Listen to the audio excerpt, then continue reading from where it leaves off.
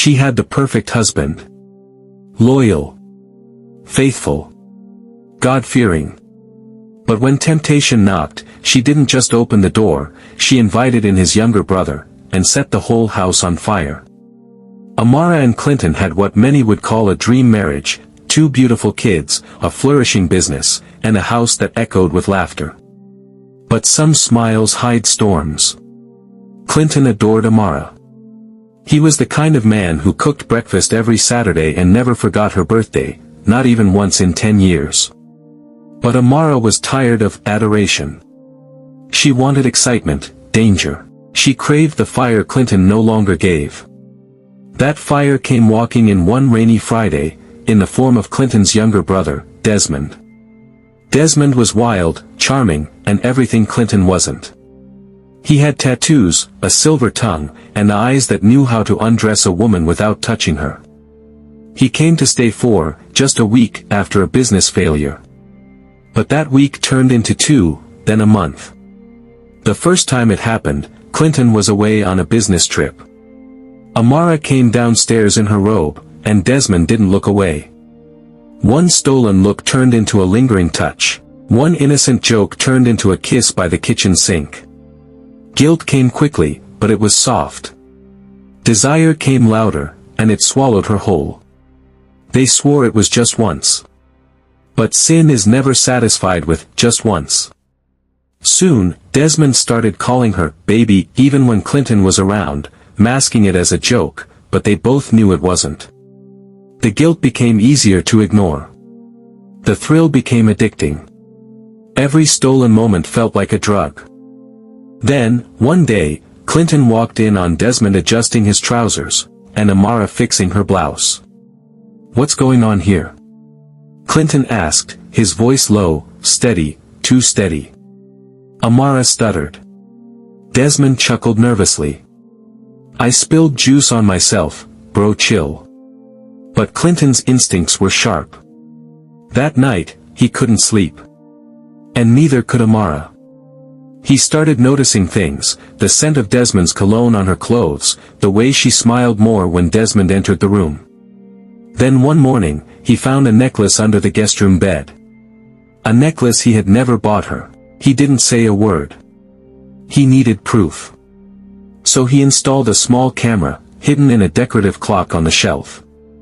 What Clinton saw 2 nights later didn't just shatter his heart, it shattered his identity. The woman he loved and the brother he trusted tangled together, in a betrayal so raw it made him question if any of it was ever real. He sat there in the dark, not blinking, not breathing, as the footage played on repeat. The sound of her laugh, the way she held Desmond, it was all too familiar, too personal, like they had stolen his life, and were living it without him. He didn't scream, he didn't smash the screen, he just sat still, boiling in silence. It wasn't just the betrayal, it was the performance. The same bedroom where he had once whispered promises into Amara's ear, now echoing with the sounds of her laughter with someone else, someone who shared his blood. Clinton clenched his jaw until it hurt. His heartbeat was no longer steady, it thundered like war drums. And in that silence, a dark idea was born. Clinton didn't rush, he didn't scream, he strategized. Revenge wasn't going to be loud, it would be precise, surgical. He reached out to the one person Desmond had wronged even more than him,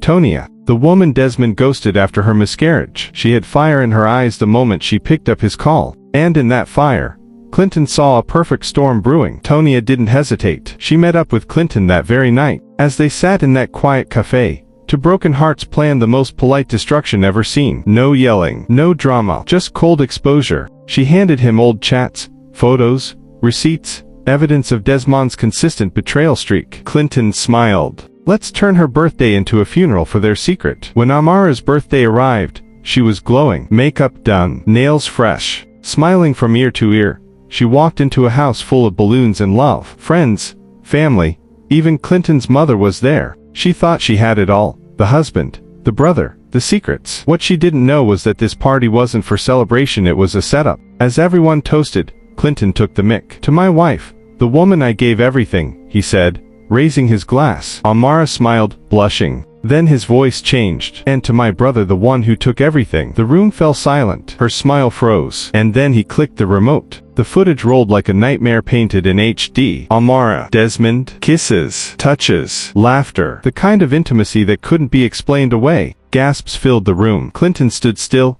glass in hand, eyes locked on Amara. She dropped her fork. Desmond went pale. It was like the air had been sucked out of the house. Amara screamed, "Turn it off." But it was too late. The damage was done. Clinton walked over, calmly removed his wedding ring, and dropped it in her champagne glass. "Happy birthday, Amara. We're done." The guests, silent. Even the music had stopped. There was no coming back from this. Within a week, Clinton filed for divorce. His lawyers were relentless. He had video proof, testimonies, timelines, everything. Amara tried to deny it, then tried to cry, but the court wasn't moved. He got custody of the kids, the house, the peace of mind. Desmond, he was kicked out and disowned by their mother. Amara spun lies about emotional manipulation, said she was confused and misunderstood, but the footage told the truth louder than any excuse. Her tears couldn't wash away her choices. She lost the home, the children, the respect. People who once admired her now crossed the street when they saw her. Desmond vanished. Some said he ran to Ghana. Others said jail. No one really knew. But what was certain? He would never show his face again. Not after what he did. Not after what he destroyed. Clinton never spoke his name again.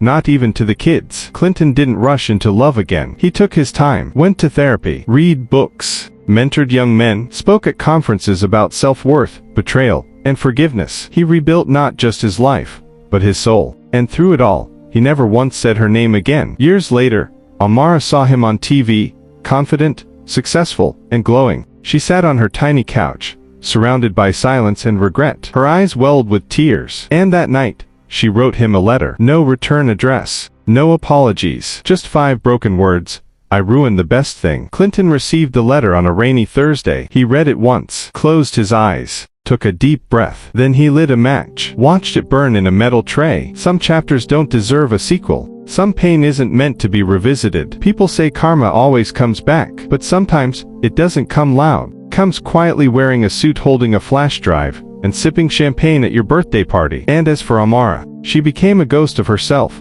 existing, not living. Every smile she gave felt forced. Every man she dated left when they heard her story. She had a face people remembered for the wrong reasons. Clinton found peace, not in revenge but in rising. He learned that some heartbreaks are detours, not dead ends. And the man who once broke in silence now stood as an example of what healing looks like. So if you ever feel like betrayal will break you, remember Clinton. Betrayal isn't the end unless you let it be. And sometimes, the best revenge is peace. Doesn't just break hearts, it breaks bloodlines.